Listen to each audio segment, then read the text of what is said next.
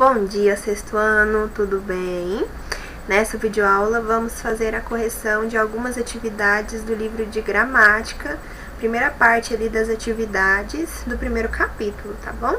Nós já trabalhamos a teoria na semana passada. Se você tiver alguma dúvida ainda sobre o conteúdo, sobre o que foi discutido, não deixe de entrar em contato, tá bom? Perguntar, vamos esclarecer todas as dúvidas. E agora vamos fazer a correção das atividades. Se você não tiver feito ainda o registro da atividade e mandado para mim, faça isso, tá bom? Quem está no presencial é visto, certo? Pessoal, as atividades eu fiz uma divisão. Temos uma segunda parte ali de atividades do livro de gramática que vai falar de fonema e letra, fonemas e letras. Ainda não solicitei a resolução dessas atividades porque nós ainda não tratamos desse tema, tá bom? Falamos rapidamente ali enquanto fazíamos correções de algumas atividades do livro Gênero, Leitura e Análise, tá bom? Mas fique tranquilo que logo nós faremos todas essas atividades aí, tá bom? Vamos fazer a correção dessas a respeito de linguagem, língua e sociedade, que é o tema, o título aí do nosso primeiro capítulo, tá bom? Vamos lá? Nós temos aqui uma fábula que nós estamos justamente trabalhando esse gênero textual, né? Então sempre vai ter um ou outro tema, algum outro conteúdo conversando aí entre os capítulos dos livros, né? Nós vimos fonema e letra no livro Gênero, Leitura e Análise. Aqui no de gramática estamos tendo aí uma fábula aí como parte da questão, tá bom? Então isso é muito interessante e importante nós entendermos e compreendermos aí essa conversa que há entre os livros, tá bom? Vamos lá, primeira questão. O texto que você vai ler agora é uma fábula atribuída a Esopo. Leia-o com atenção. Aqui nós temos um quadrinho falando sobre fábula. Nós já falamos diversas vezes, mas vamos reforçar aqui. Fábula é um gênero textual que apresenta características bem definidas. Com uma estrutura narrativa simples, os seus personagens são sempre animais que agem como seres humanos e seu objetivo é passar uma lição moral. Seu narrador é sempre o observador. Nós temos aí uma predominância do narrador como observador, tá bom? Vamos lá. O cão e o pedaço de carne. Um cão atravessava o rio com um pedaço de carne na boca. Quando viu seu reflexo na água, pensou que fosse outro cão carregando um pedaço de carne ainda maior. Soltou então o pedaço que carregava e se jogou na água para pegar o outro, pois o primeiro foi levado pela correnteza e o segundo não existia. Moral: cuidado com a cupidez. Como vimos, utilizamos inúmeros símbolos na nossa comunicação diária. Esses símbolos são os mais variados. Vão das partículas que formam as palavras aos gestos, às cores, aos sons e até mesmo ao silêncio. A produção de sentido de um texto se dá, necessariamente, pela compreensão desses símbolos, que, por sua vez, devem fazer parte do seu conhecimento de mundo. Pensando nisso, responda. A. O que é uma lição moral? Primeiramente, voltando ali ao que está sendo dito, a linguagem é a habilidade, a competência que nós temos para nos comunicar, né? E para isso nós utilizamos símbolos. E esses símbolos nós vimos aí que temos diversos, né? Aqui mesmo nessa parte do texto, dessa página aqui, dessa explicação, fala que a produção de sentido de um texto se dá necessariamente pela compreensão desses símbolos, que são os mais diversos sons, cores, palavras, porque por sua vez devem fazer parte do seu conhecimento de mundo. Então, para você conhecer, entender ali o sentido do texto, o sentido global do texto e compreender esses símbolos que são utilizados, você precisa conhecê-los, né? Você precisa conhecer as palavras para ler o texto e compreender o que está sendo dito ali, você precisa entender os mais diversos itens, elementos que são utilizados ali no texto, tá bom? Pode ser até um desenho, se você não compreender ali o que aquele desenho quer te passar de informação, aí a comunicação não vai acontecer, né? Agora ali, tá perguntando na letra A o que é uma lição moral. Nós sabemos que a fábula, ela apresenta ensinamentos, né? Uma lição moral. A lição moral é justamente esse ensinamento. Por quê? A fábula, ela tem personagens que são animais, mas esses animais, eles agem como seres humanos. Esses animais representam nossas ações.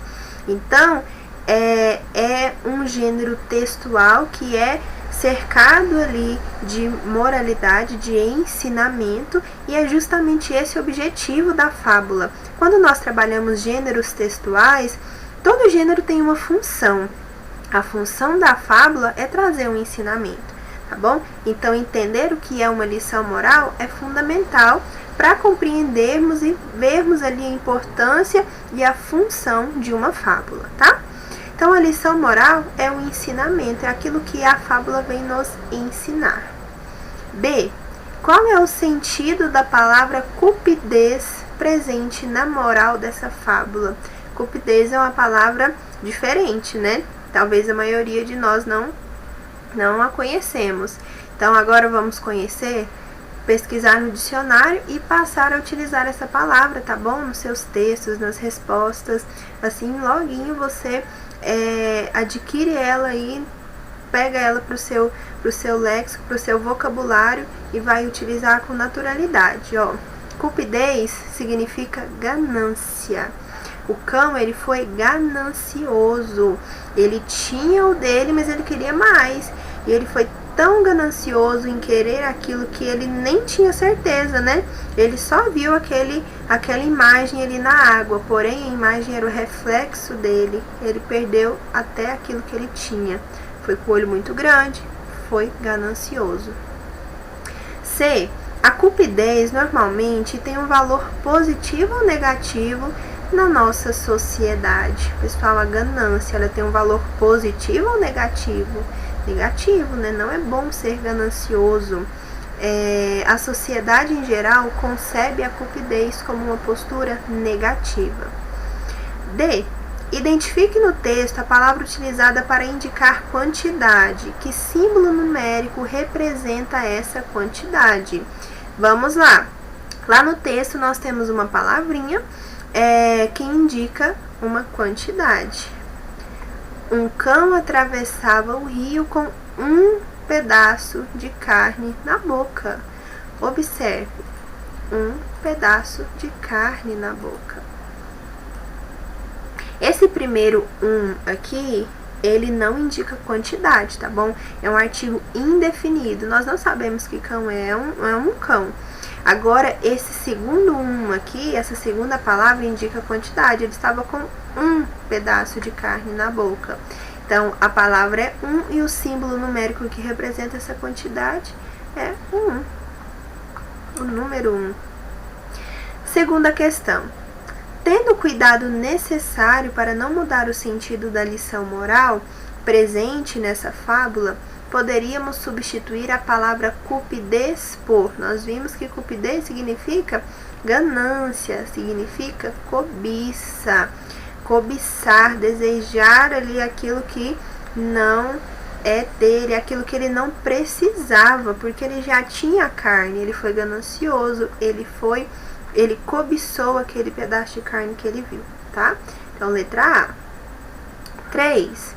Ainda há pouco vimos que quando nos comunicamos com alguém, expressamos ações.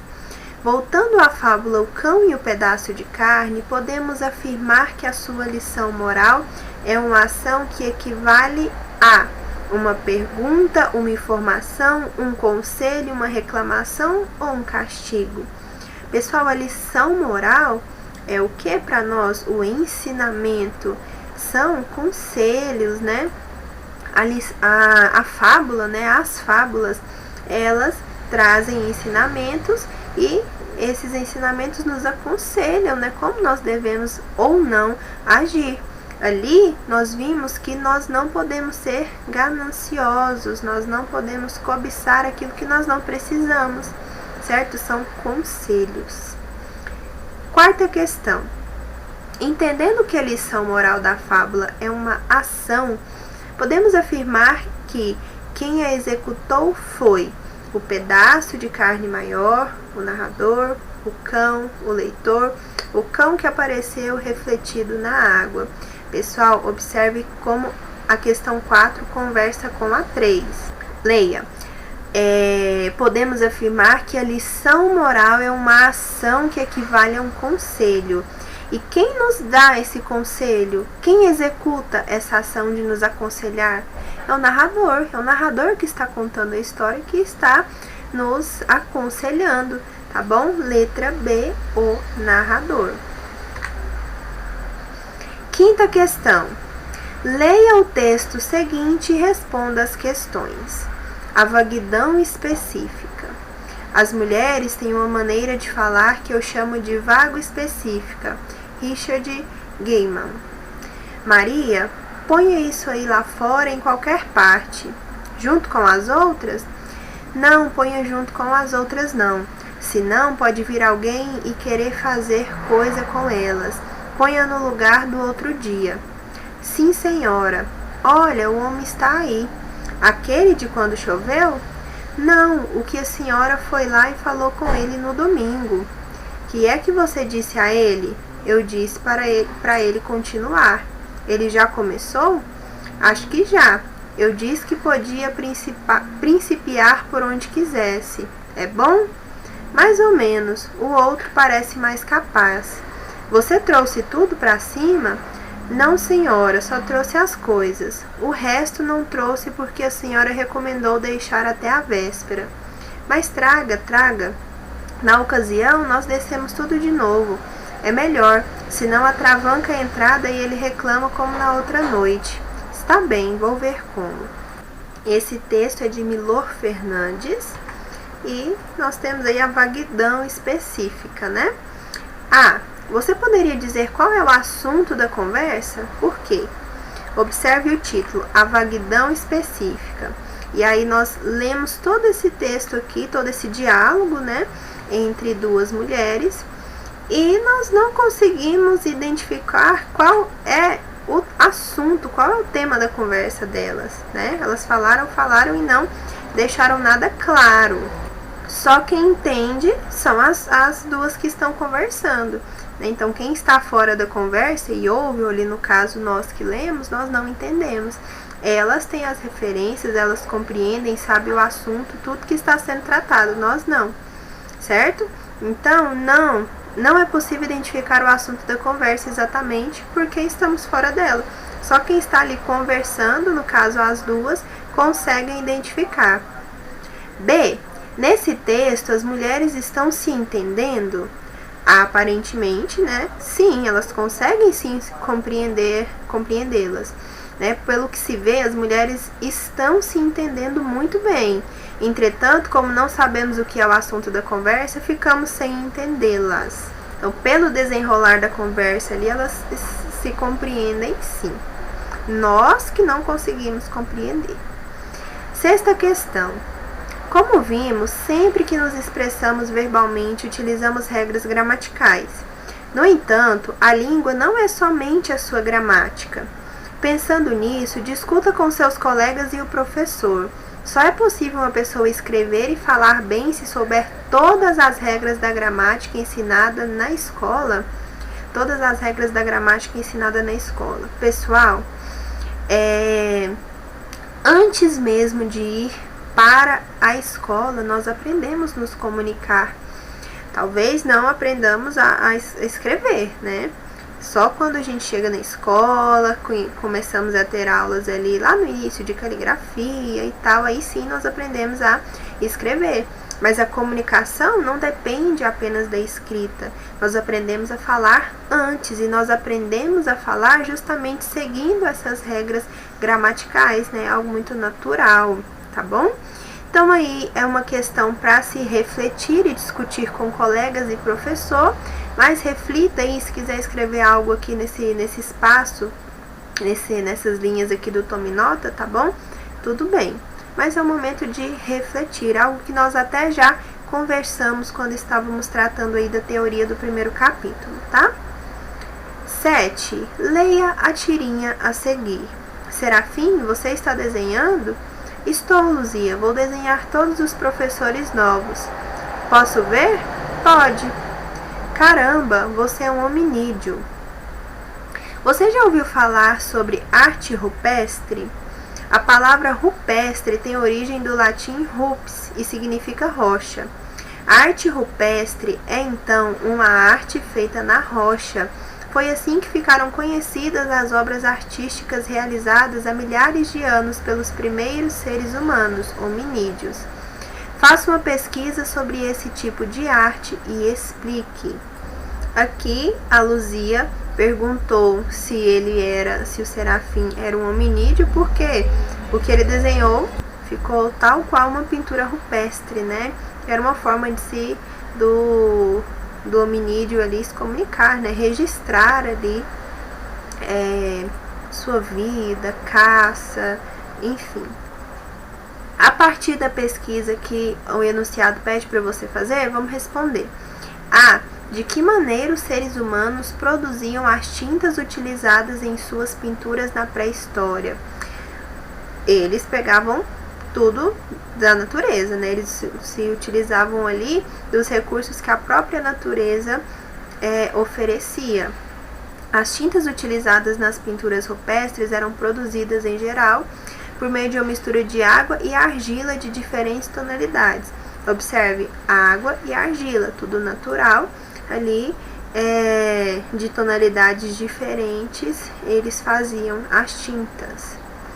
B. Por que os historiadores definem a arte rupestre como uma forma de expressão extremamente simbólica? Essas pinturas, como eu disse, eles utilizavam ali para registrar a caça, registrar os acontecimentos da vida deles, né? Então, elas representavam cenas do cotidiano, do dia a dia, tá bom? E aqui nós finalizamos a primeira atividade aí do primeiro capítulo, tá bom? Logo vou pedir para vocês fazerem o restante dessas atividades do capítulo 1. No momento, nós ficamos por aqui, tá? Até a próxima aula. Qualquer dúvida, não hesite em participar do plantão, tá bom? E não deixe de enviar as suas atividades, certo? Tenha uma ótima semana, um restante de semana excelente, tá bom?